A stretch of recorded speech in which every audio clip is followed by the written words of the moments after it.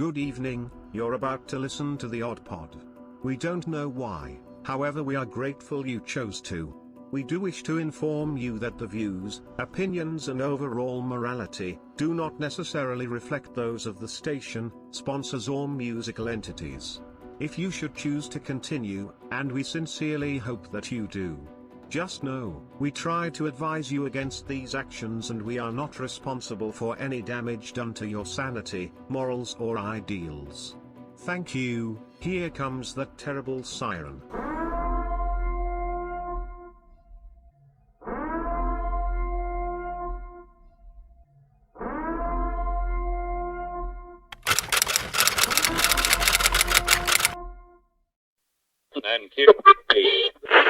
Portions of the day's programming are reproduced by means of electrical transcriptions or tape recordings.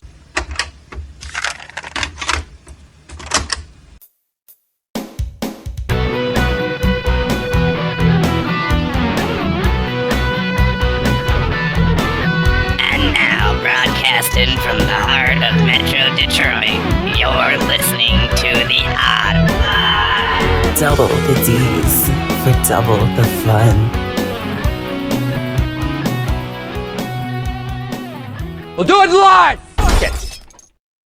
Thank you, Bill O'Reilly. Good evening, ladies and gentlemen. You're listening to the Odd Pod on TapDetroit.com. I'm your host, Odd, and tonight we have a very fun show with you. We're sitting down and talking with a local band, two of the members, Aaron Starzec and Pat Mars. Say hello, boys. Hello. Yo, how's it going?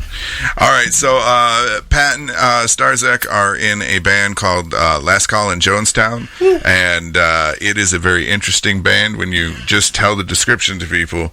When you say that it is a thrash metal, punk, and ska band all rolled into one, people look at you and go, "What? What words were you saying?"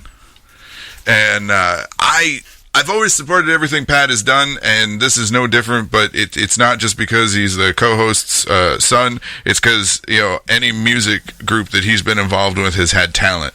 And when it comes to the music that we share on the show here, it may not always necessarily be our cup of tea, but it sounds good, and that's what's important. So, there you go. You boys sound good. Oh, yeah, thanks. Cool. Thanks. Appreciate you for having us out. Right. All right, so a little housekeeping stuff to do right before we get into it. We're going to talk to Starzec and Pat all night about music and the band, and they are also going to play Interview Roulette, which they have already given me their numbers. Hell yeah. What people don't know is I take those numbers and I play the lottery with them. I was just thinking I should buy a Powerball ticket with that next week.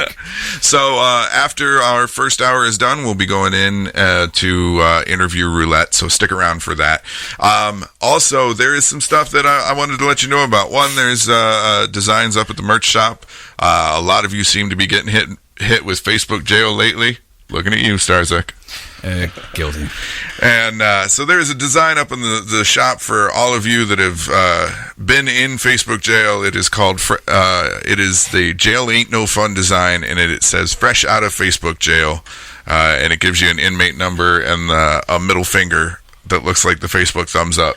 So. Oh, I know what I'm getting you for Christmas, man. I get out of Facebook jail the day before our next show, so I should wear that at the next show. If There you go. I can send you a link.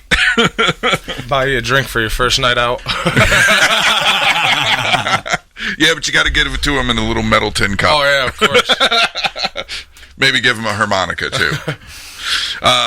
So anyways, yeah, we've got designs up at the merch store, so you can check that out. You can find the link by either going to facebook.com/The Odd Pod or going straight to the Odd Pod page here on Tap Detroit. There's a button that you can click, and boom, you're right there, and you can see all the designs and pick whatever you want. Also, too, there's a 15% off sale going on right now until the 17th, so you can get your swag on the cheap. Starting with this episode, for the fun-sized episode, those of you that enjoy the fun size, you now get to try to hunt Bigfoot. On Sunday, when the fun size releases to YouTube, there is going to be a silhouette of Bigfoot hidden somewhere in the video. If you find Bigfoot, you can comment with the timestamp And the first one to comment with the timestamp will get their comment pinned to the top of the page, and they will get a shout out in the next episode. It's just a fun little way to keep you guys engaged. We gotta find Bigfoot, guys. Yep. We need to find him. He's here. And there will also be shirts going up to the Odd Pod page shortly that say, I found Bigfoot. So you can purchase a shirt and show the pride that you found Bigfoot.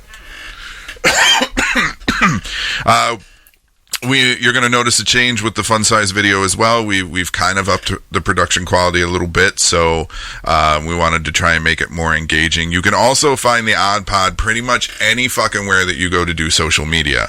We're on Reddit, we're on Tumblr, we're on that fucking MeWe, we're on LinkedIn. I'm even there. I'm sharing the shit there. I literally went to every social network I could think of during the Facebook LinkedIn, jail. eh? Yeah. If you got it, we have it. You can find my shit somewhere, trust me. Instagram, Facebook, Twitter. Like I said, we just started the Reddit thread, so if you do use Reddit, just look for r/theoddpod and join and become a member and have some fun with us there. You're free to post whatever weird shit you want there, and hell, some of it might even become topics for the show if you're sharing news stories and stuff like that are out there. Other than that, just fucking go support my shit. That's the bottom line. Support my shit. Everyone who has shared stuff for me recently, thank you so much. Everyone that else that's listening, that's the only way that I get further and further, and I'll stop pestering you, is I can only share and promote so much. I need others to engage and interact. And those of you that have been, my hat is off to you, and I thank you very much. The rest of you that might be hearing this that haven't done that, get on the fucking ball, man. If you're listening, you obviously give a shit about what I have to say. Why the hell aren't you sharing it with others? All right, I'm getting off my soapbox. Mr. Starzak, thank you for joining me. Oh, thanks for having me. Pat, What up? I'm glad you didn't have anything else going on tonight. Yeah, that seems like a fun thing to do, you know. Well, it's been a while since you've been here. Oh, yeah? So, so the band is Last Call in Jonestown. Yep. And one, as a serial killer and true crime fan, I love the name. Thank you. So let's talk first. We'll get into Starzak, because I've asked you before, and you and I have gone over it. I don't know about Starzak. What are your musical influences? As I told you, we have to ask some of the stupid, boring questions. Oh, no, I mean, that's a fair question. It's just like, I mean, it's weird for a lot of musicians, I feel, when they do get asked that question, because that's changing all the time. You know, the band you listened to when you first started out, it's not the same band you're going to carry over for the entire time. Let me refine the question then to give it a little bit more of a easier way to pin it down. Okay. What band made you want to play music? The band that made me want to play music, that's a toss-up between, I'd say, Black Sabbath, and then I get a lot of flack for this one from a lot of people, but I still sport it as Coal Chamber. I mean, why would you get flack? Coal Chamber kicks ass, dude. I was there. I think Coal Chamber is great. There's just a lot of people view Coal Chamber, even for their genre, as being like really cheesy. And That's just the new metal hater guys, yeah. Yeah, but I mean, I loved it. That's what made me want to get into music. I didn't know music could sound like that before. I mean, I was in kindergarten when I first heard Coal Chamber, and before that, all I knew existed was like classical music, which I liked that. But when I heard that, it just blew my mind that things could even sound that way. Well, and I admittedly am very ill-knowledgeable when it comes to music. I like music, but I never really got into the nuts and bolts of music, really. But aren't there a lot of parallels between classical and metal with the way the change-ups happen and, the way the music is written itself? I mean, there's a lot of parallels between classical music and really every music. Every music. But I always thought metal was a closer relative in a way, because they're complex a lot of the times. I always like the terminology used, like classical at the time. They were pushing a lot of the like ideas how to notage and be tech players like that. Where like a lot of the people carrying that kind of torch these days are a lot of the techie metal players, the prog guys, stuff like that. You can see it in other genres, but that's where it is more prominent sometimes. And I see a lot of lines drawn there personally. Yeah, because it's easy to go out there and throw a heavy distortion on something and just jam on fucking keys and strings for a while. Yeah, but to make something that's worth listening to. I mean, that's very true, but a lot of people don't think about the fact that even in classical music, for their times, there were composers that were like rogue and like extra with their things. Like rogue this is composer. You look at somebody like Mozart, who for his time he lived like fairly well for a musician, blew most of it on cocaine. I mean. It happens to and the he best was also of them, the guy who was like, we're going to put these million notes in here, and people will look at the things that he wrote. Like, you just wrote this out. This is crazy. You're going to do this as a song. Cocaine's a hell of a drug. They're like, yeah, watch me. The original musician who discovered that cocaine was a hell of a drug. I can play 3 million notes in 2 minutes if I do enough coke.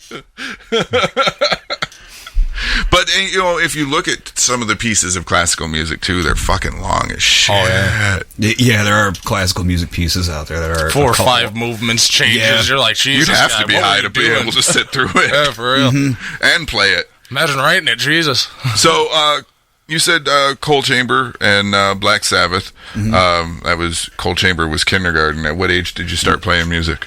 Did I start playing? Yeah. I would have been, let's see, I started taking piano lessons at 8, and my piano teacher passed away not long after that, and it was like maybe a year later I got a guitar, and I joined in band classes, and I actually started playing with a flute. It was my first 3 instruments. I played a flute for like a year before I'm like, I don't want to. Do you know what happened at band camp with it? I made what happened at band camp happen at it.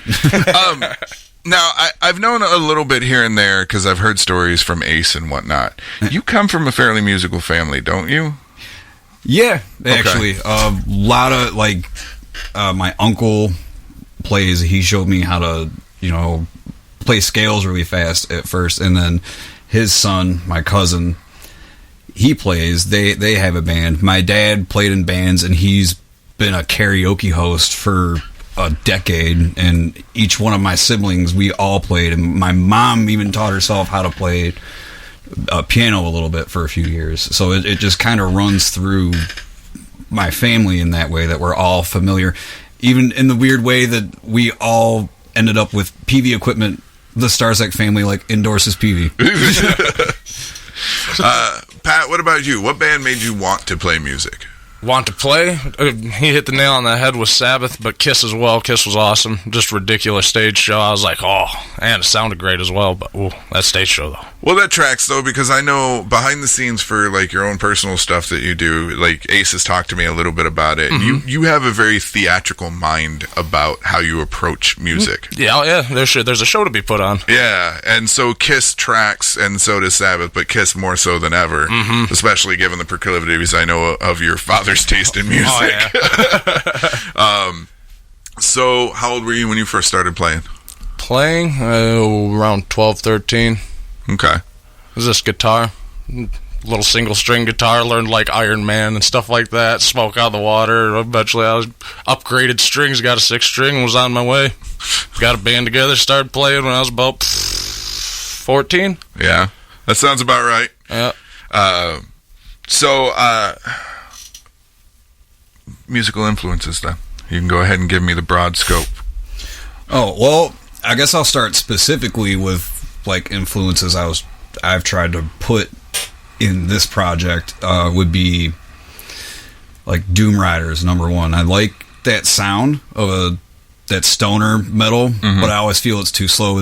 Doom Riders is a band that took the sound and they sped it up, and I'm like, I kind of want to shoehorn that into this in a little as much as I can.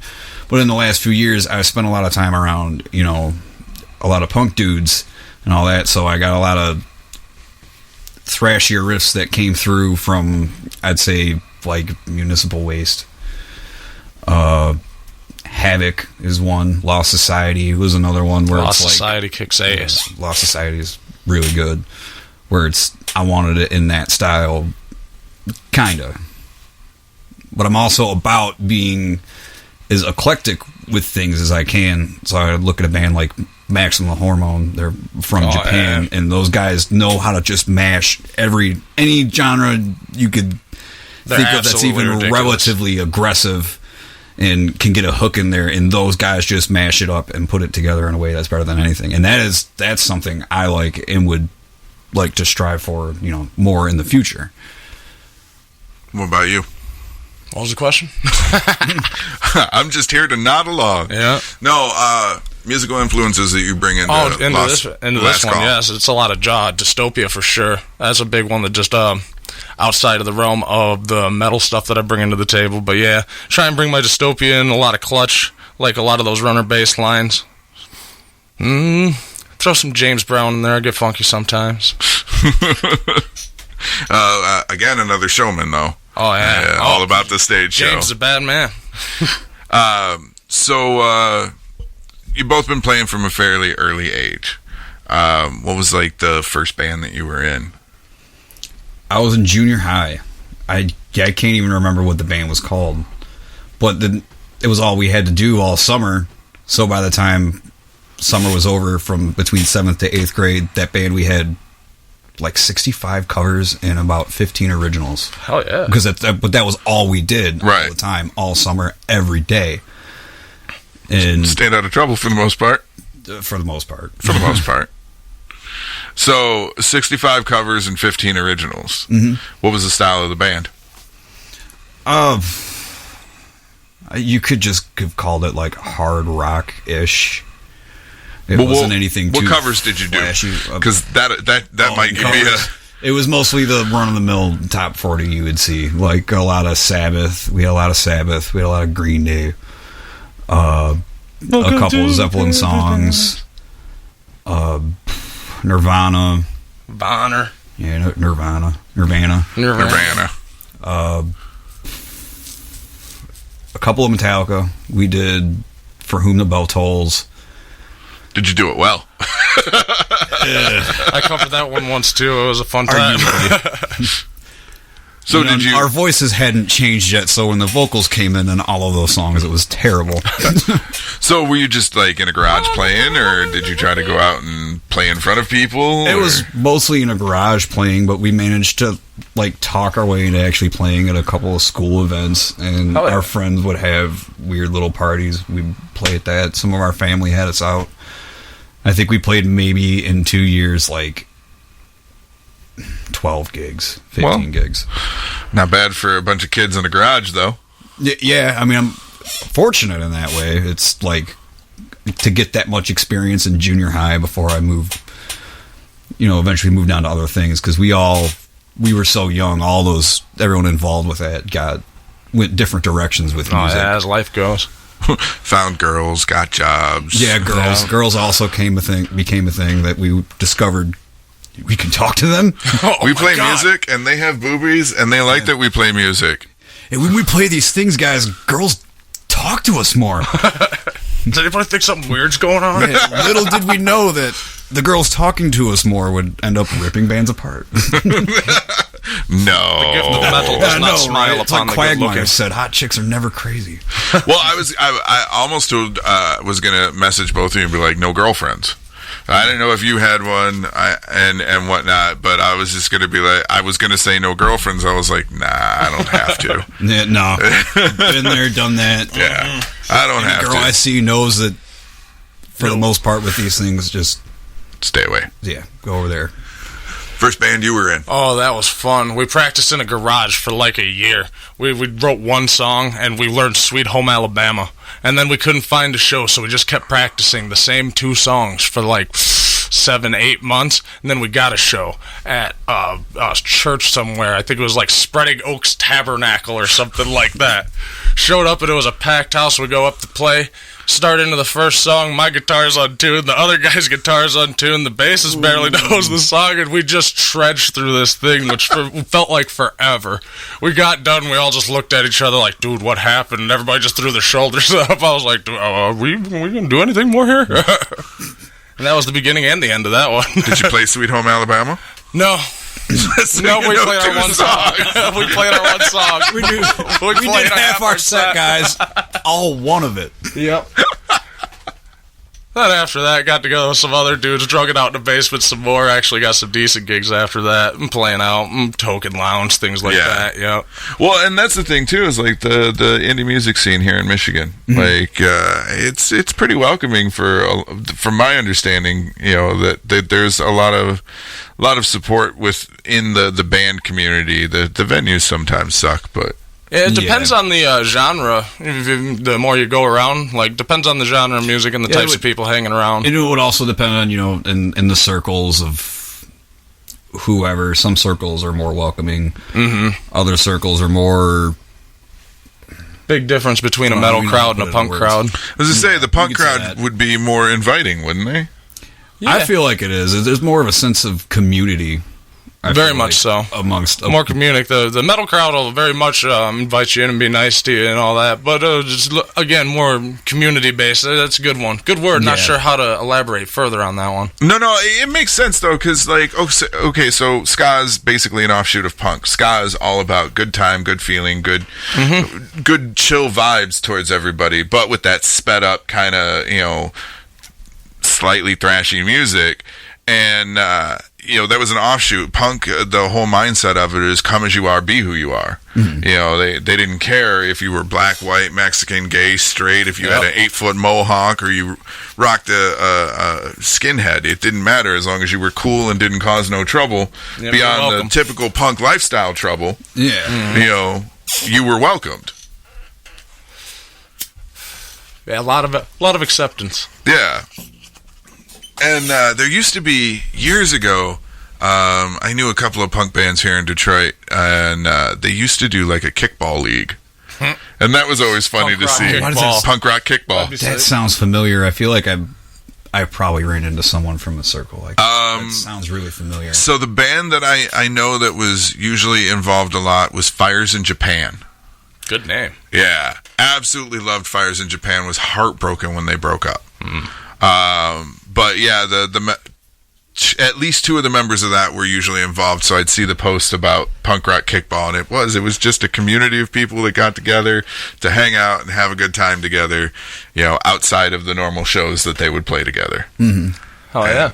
I think that's why I've always dug punk music, is the vibe that's there. Is it sounds so angry, but it's just a big warm hug. Yeah.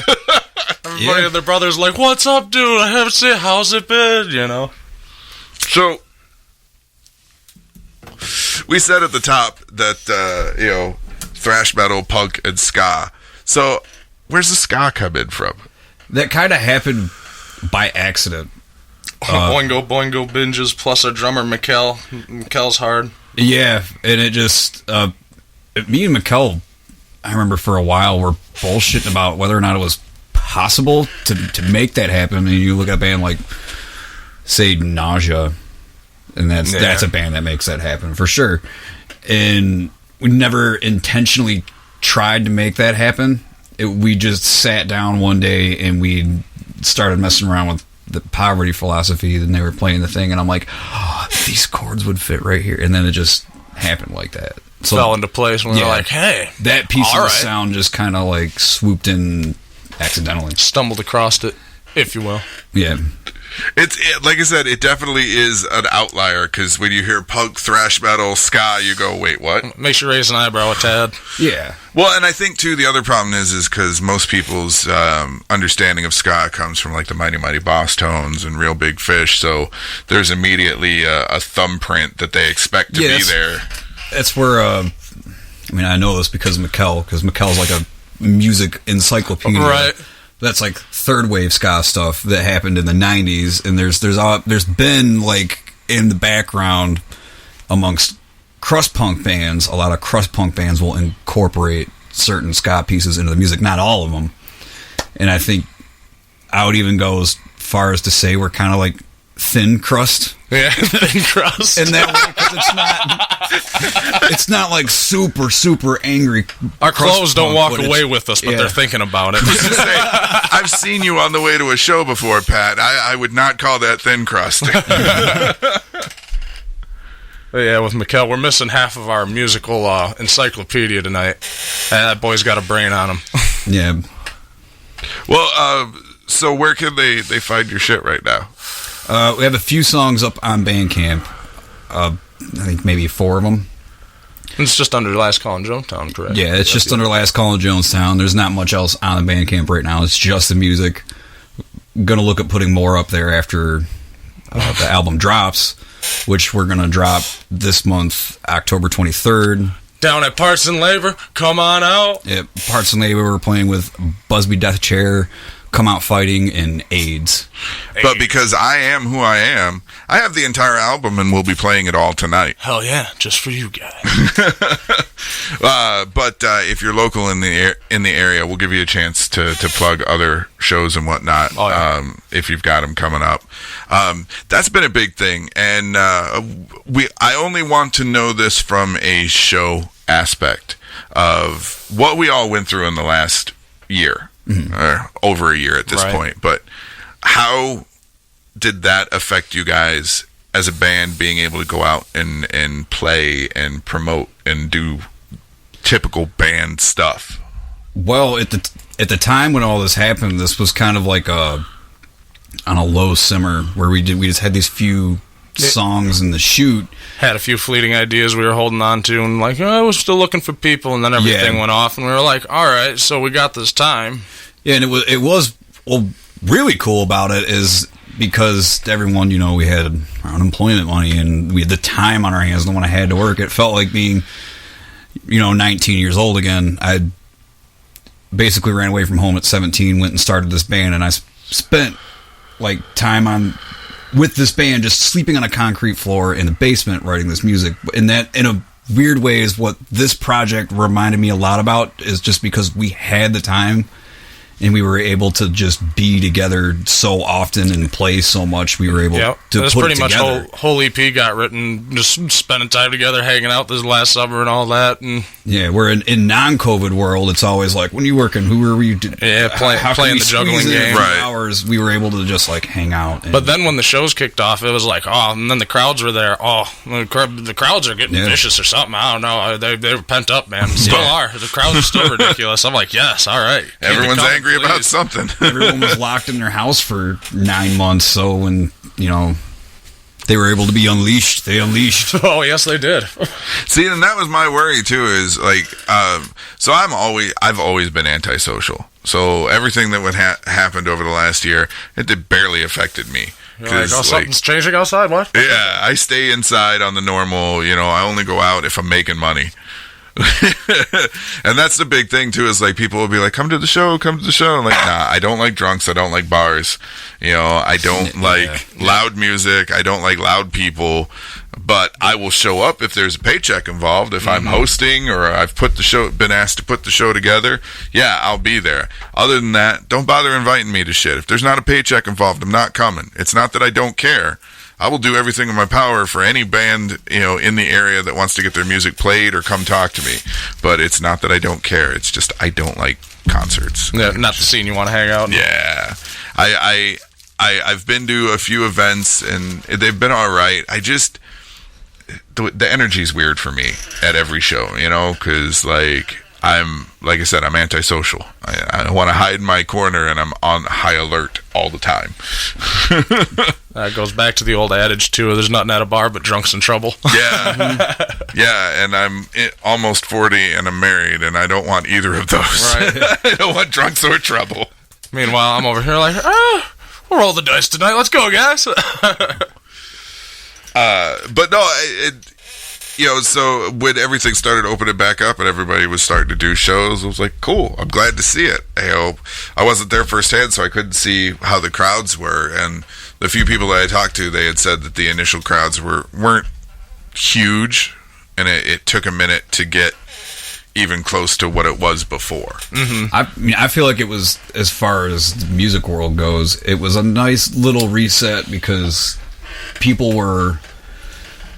I think getting bored of shows and their friends' bands necessarily, and shows were kind of simmering down. It was a little harder, I think. Taking it for granted. Getting tired of the guys like, hey, come see my exactly, show. That's exactly what it was. People were taking the idea of going out for granted, and they rather would have stayed in. But then when they had no choice but to stay in, and they were able to come back out, they're like, oh, yeah. This is what I was missing. Socializing doesn't exist on social media. I'm going to put a pin in it right there because we're at the 30-minute mark, and that means I need to go to break and play some of your music. All right, cool. When I come back, I'm not going to ask you to throw anybody under the bus, but I do have a question. I'm going to ask the question now, but when we come back, you guys can answer it. I'll give you time off air to figure out how you want to answer it. Okay. Sounds like a plan. The question is this. Did the relationship between bands and venue owners change in any way, shape, or form at post-pandemic? You're listening to the Odd Pod on TapDetroit.com. We're going to play 3 songs from Last Call In Jonestown's album. What's the name of the album? Is it just self-titled? Monkey Business EP. Monkey Business? EP. Okay. Monkey Business EP. You're going to get Dead Skies, Circus Song, and Last Call In Jonestown in the first place. Now, you had me move Circus Song up. Yeah. And we'll talk about that when we come back. All right? Absolutely. But also give some thought to that question I asked. Did the relationship between venue owners and bands change in any way post-pandemic? You're listening to The Odd Pod, and we'll be right back. Now it's time for the Odd Pod's Patreon shout-out. Big thanks to Bryce Rogers, Tiki, Billy Yum, Mr. Robbins, Justin Burnside and Zaldor of Zaldor's World Podcast for becoming a patron. We hope you enjoy our long, uncut and girthy episodes until you're fully satisfied and left shaking from laughter. For everyone else, you can join our Patreon too. Just head to patreon.com/theoddpod. Become a patron and reap the benefits today.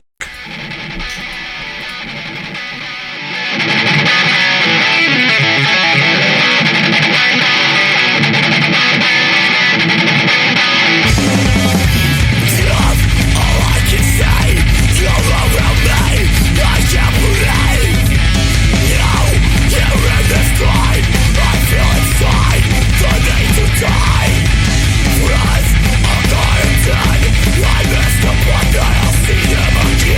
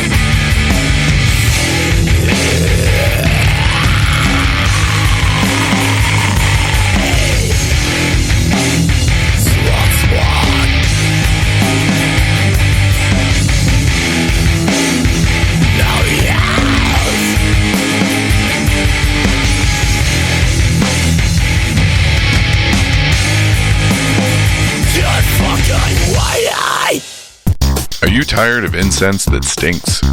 Motor City Candleworks is Metro Detroit's #1 source for premium handmade incense, as well as hand sanitizer and now massage oil, with a wide array of scents inspired by Michigan cities and attractions. You're sure to find a fragrance that'll keep your love of the mitten burning all year round. Head to MotorCityCandleworks.com and order yours today. And make sure you find them on Facebook, too, for all of their upcoming sales and events. Motor City Candleworks. Michigan handmade scents that just make sense. That smell. The kind of smelly smell.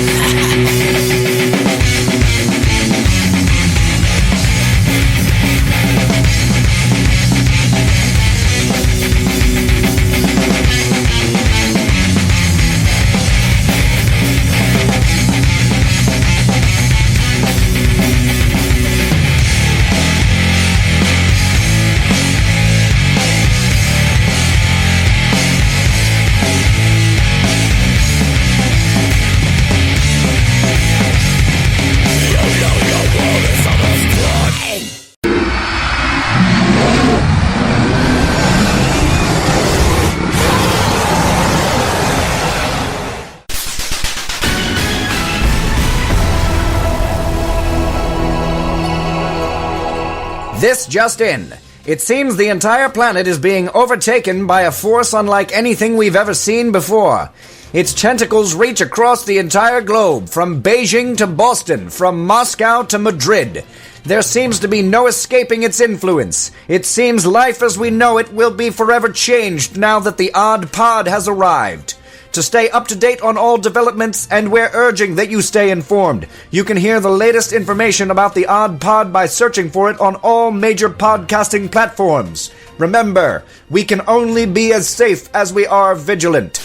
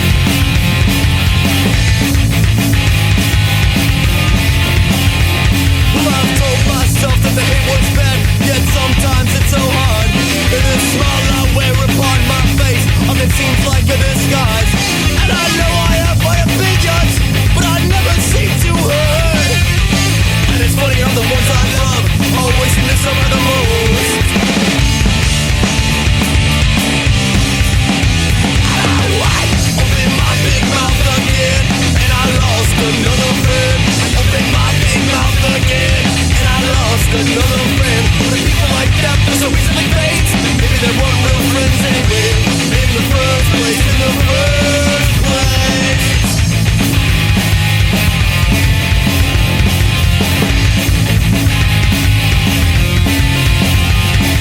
Just because one is a friend doesn't mean you always have to agree. In fact, a good argument can prove to often be healthy. A friend is there to share the good and to help out with the pain. And if you found someone that does, you find yourself a good one. I opened my big mouth again, and I lost another friend. I opened my big mouth again, and I lost another friend. With people like that, they're so easily faced. Maybe they weren't real friends anyway. In the first place, in the first place.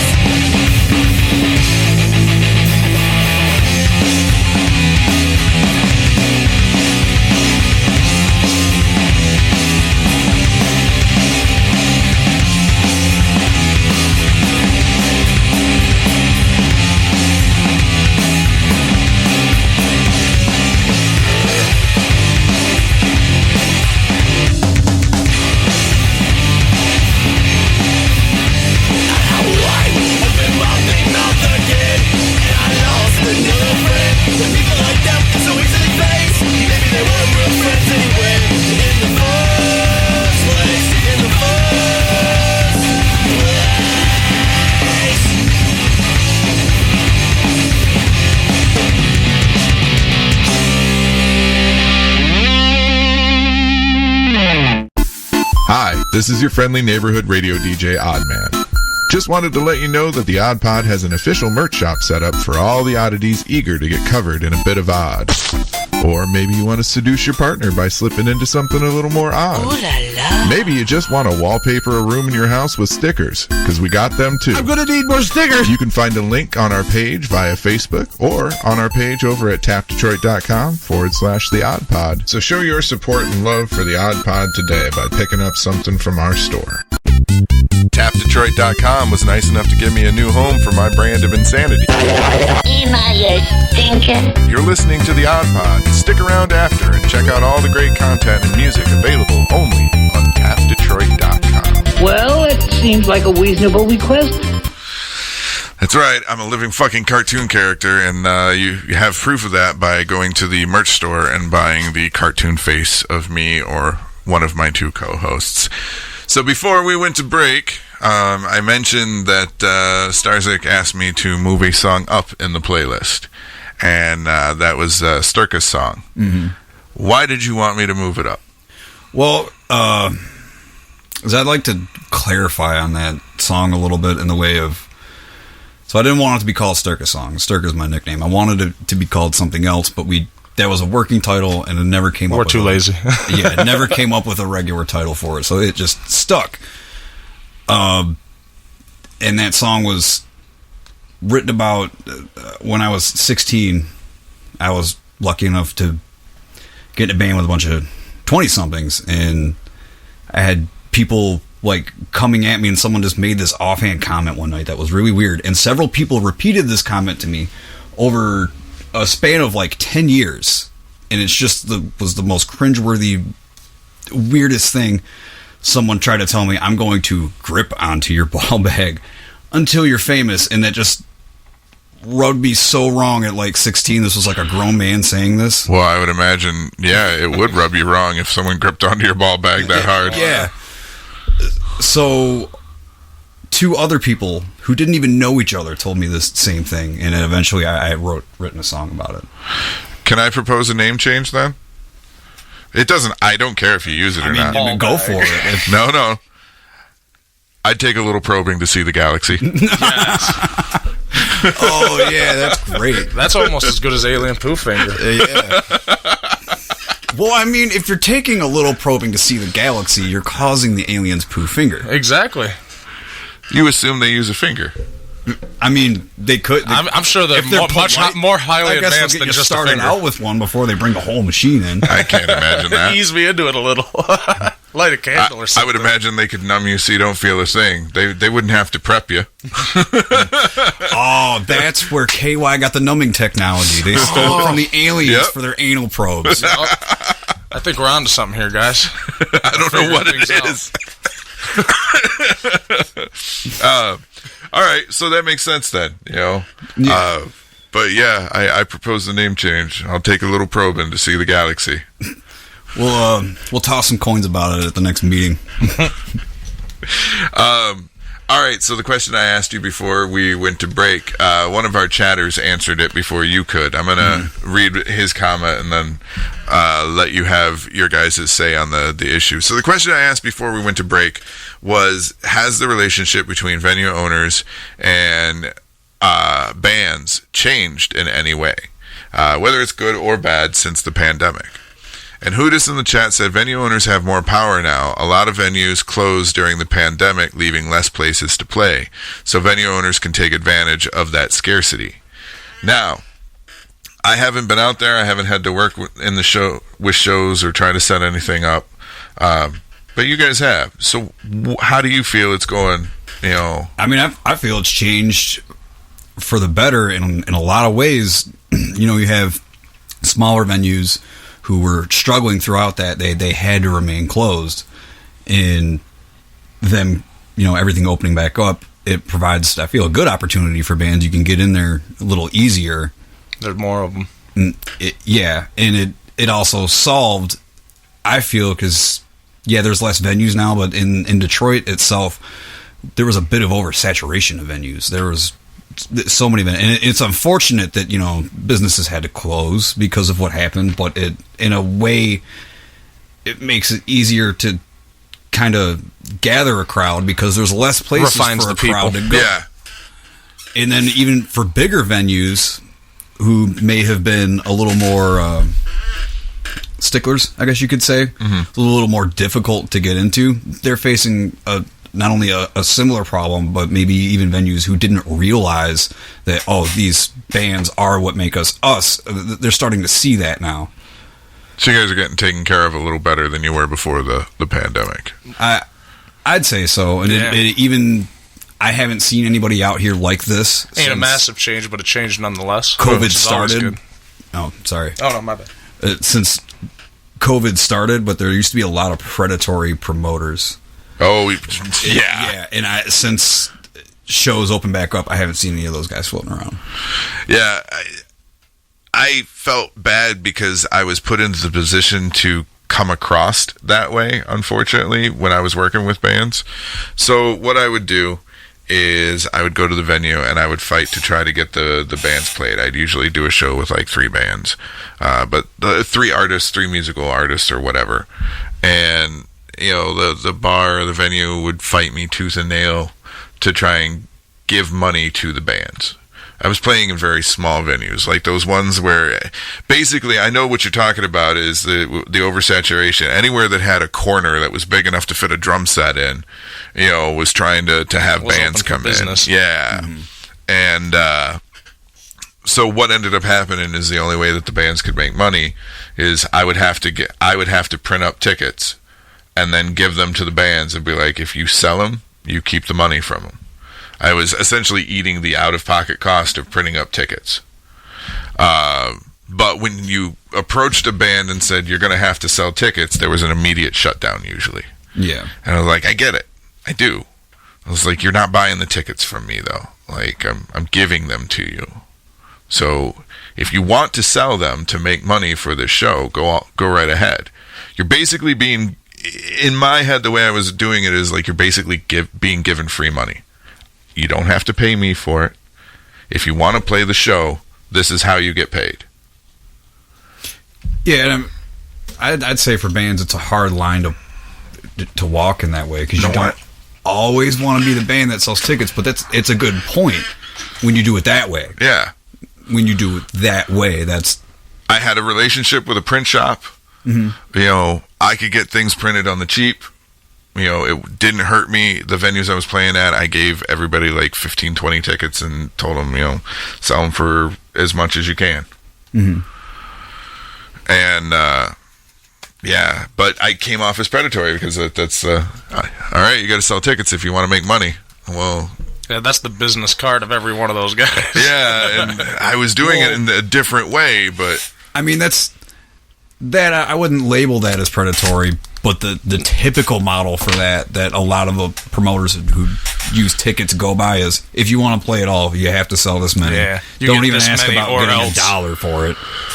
And well, they'd usually sell you the tickets. Mm-hmm. Yeah, that too, and that's not how you were doing. No. It. But there were a lot of people out here who were like that, and they would specifically aim at like younger bands who didn't necessarily know how to, keep operate through those functions. Yeah. Yeah. Didn't necessarily recognize when they were being taken advantage of because they were just so excited to play a show. Yeah, a lot of the times. So when I put on shows, I referred to them as successful failures.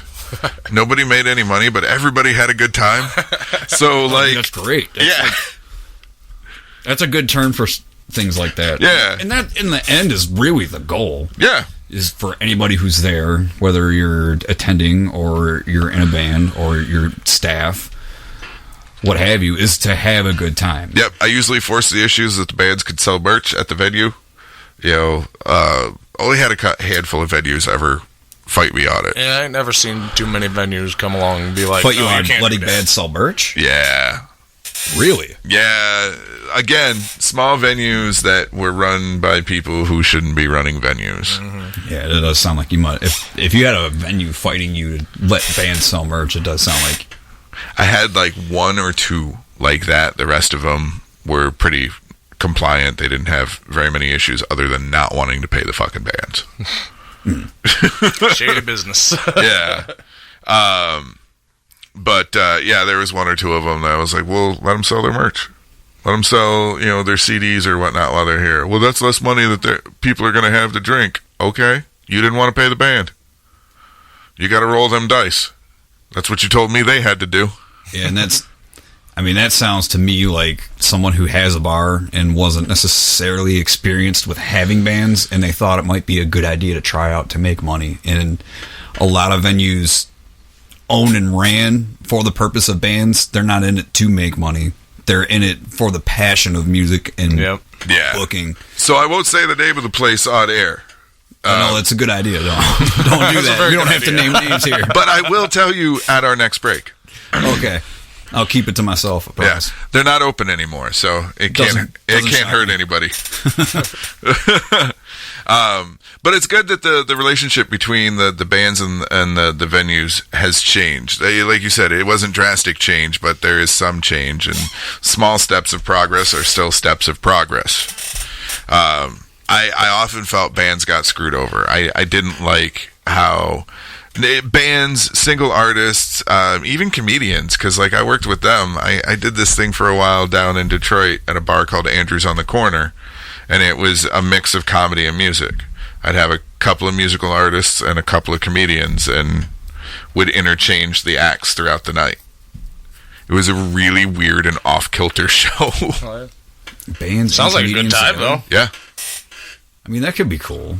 That's interesting. Mm-hmm. And it took place at a bar where you could sit down and get food, too. So I was in a band that accidentally double booked at a drag bar. The drag bar would have metal shows sometimes, and then they would have drag shows. Well, they double booked a drag show with the metal show that night. I bet it went wonderfully. It was. Everybody had a great time. It was great. The Angry Metal Band drag show. Angry Metal Band drag show.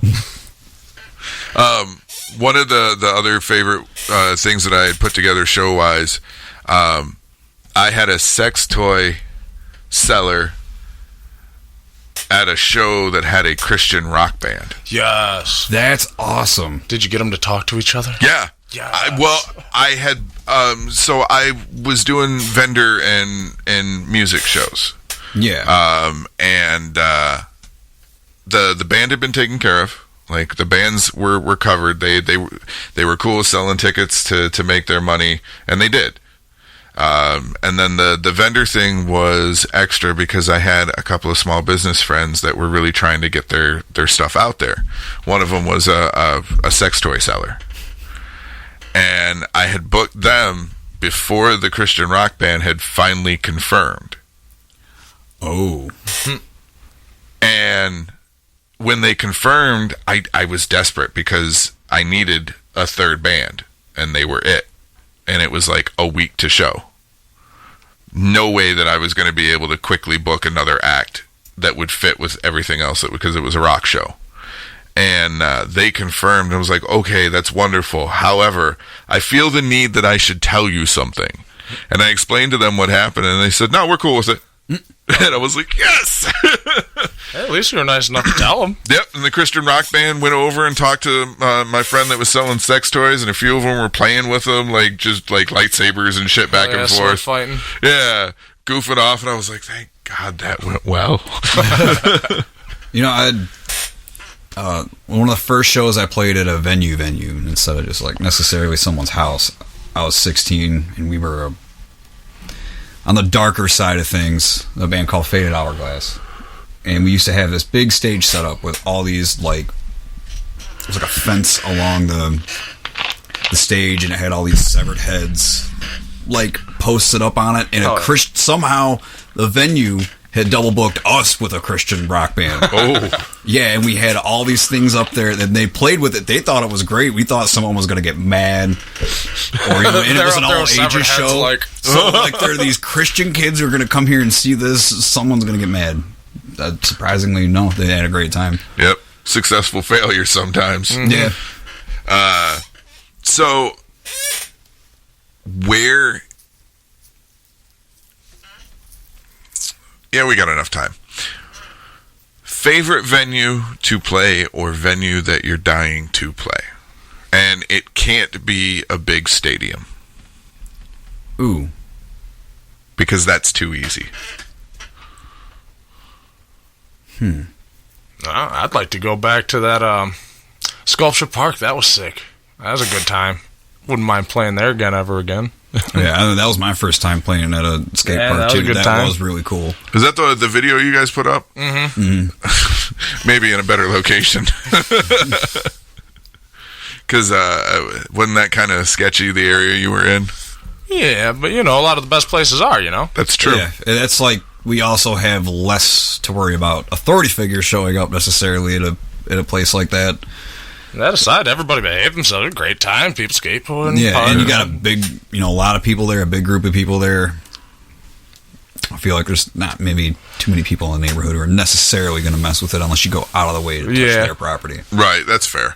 Don't fuck with us, we won't fuck with you kind of mentality. That's even areas like that can be a little more communal than society might give them credit for. Yeah, because if you're not doing anything to hurt anybody, there's no reason for them to say anything to you. You're providing a good time. Mm-hmm. Yeah. Well, I've never been scared of Detroit. Okay, there are areas that are sketchy. I'm not gonna lie, but I've never been scared of Detroit. Right, exactly. I learned fairly early on that all you got to do is act like you belong there. Don't look like you're scared of shit. You'll be all right. Yep. Don't start nothing, won't be nothing. Exactly.